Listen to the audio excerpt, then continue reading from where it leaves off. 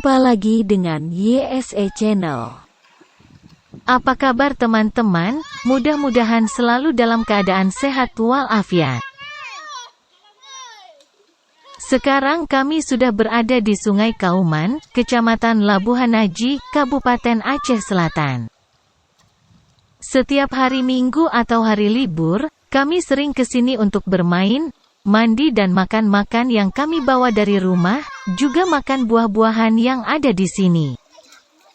Karena airnya yang jernih, udaranya yang sejuk, banyak masyarakat luar daerah yang datang bersama anggota keluarganya. Teman-teman ikutin terus keseruan kami ya. Selamat mengikuti.